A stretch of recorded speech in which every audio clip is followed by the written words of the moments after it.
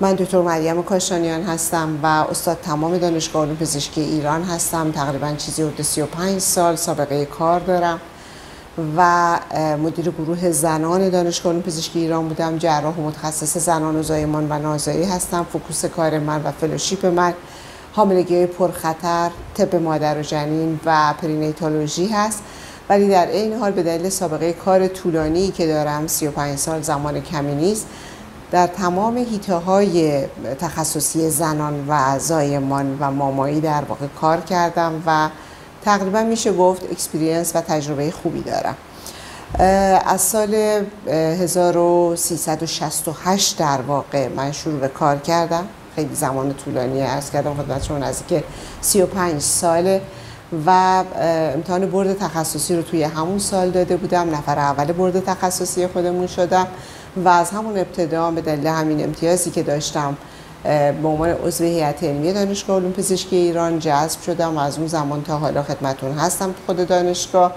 خب تمام حیطه‌های تخصصی زنان و مامایی رو با این مدت کار طولانی، چون با دستیارا و دانشجوها و به قول معروف کسایی که توی این حیطه کار میکردن سر و کار داشتم و آموزش میدادم، به تبع تمام این حیطه‌ها رو کار کردم و به قول معروف پوزیشن‌ها و وضعیت‌های مختلفی رو توی این حیطه آموزشی داشتم. با تعداد بسیار زیادی در طی این سالها دانشجوی پزشکی و انترن و همینطور دستیاران یا رزیدنت‌های دوره پزشکی و در حال حاضر حتی با فلوشیپایی که دارن دوره فلوشیپ مادر و جنین، طب مادر و جنین و پرینیتولوژی رو می‌بینن دارن کار می‌کنم. مدت 11 سال مدیر گروه زنان دانشگاه علوم پزشکی ایران بودم. چیزی حدود 6 سال ریاست بیمارستان حمایت مادران اکبرآبادی رو داشتم که یکی از بیمارستان‌های آموزشی وابسته به دانشگاه علوم پزشکی ایران هست. این بیمارستان در واقع مرکز ریفرال هست برای تمام حاملگی‌های پرخطر، مامایی مدرن در واقع، و تقریبا میشه گفت در 24 ساعت شاید تمام موارد پرخطری رو که ما در حیطه زایمان و مامایی داریم به این مرکز ریفر میشن. مرکز بسیار شلوغی است، در جنوب تهران واقع شده و یکی از بهترین مراکز آموزشی ما هست برای تربیت دستیار تخصصی و البته در بیمارستانی که تحت حوزه دانشگاه علوم پزشکی ایران هستن. علاوه بر این بیمارستان ما بیمارستان دیگه‌ای هم داریم که تربیت دانشجو رزیدنت توشون انجام میشه. بیمارستان فیروزگر هست که مرکز در واقع اونکولوژی زنان ما هست، مرکز حضرت رسول هست که مرکز اندوسکوپیک سرجری ما هست و بیمارستان حمایت مادران اکبرآبادی هم توی خدمتتون گفتم. علاوه بر این که مرکز فوق تخصصی حاملگی‌های پرخطر و پرینیتولوژی ما هست، مرکز فوق تخصصی درمان نازایی هم هست. مرکز IVF بیمارستان اکبرآبادی رو خود من راه انداختم.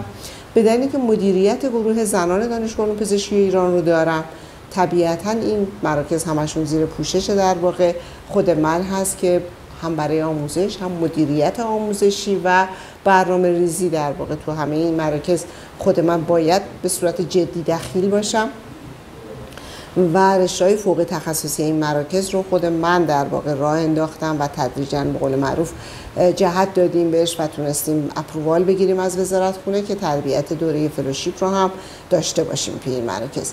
در حال حاضر محل کار خود من بیمارستان اکبرآبادی هست به دلیل مرکز حاملگی پرخطر ما هست. بیمارستان شناخته شده‌ای در دنیا به دلیل اینکه کارهای تحقیقاتی که خود من انجام دادم عمدتاً توی این مرکز انجام شده و همچنان در حال حاضر مدیر گروه زنان دانشگاه علوم پزشکی ایران هم هستم. تقریبا در طی سالهای کاریم متجاوز از چیزی حدود 200 مقاله انگلیسی دارم که تو مجلات بین المللی چاپ شده و چیزی همین حدود تو مجلات داخلی چاپ شده و تعداد بسیار زیادی در واقع کمیته‌های مختلف هم وزارت بهداشت هم دانشگاه رو عضو هستم و سرپرستی میکنم به دلیل خب عمدتاً سابقه کاری که دارم و خوشبختانه تونستم توی این زمینه‌ها تجربه‌های خوبی رو به دست بیارم. در حال با کار بیشتر آدم تجربه بیشتر کسب میکنه. این چیزی هستش که در حال خوشحالم که به این مرحله رسیدم.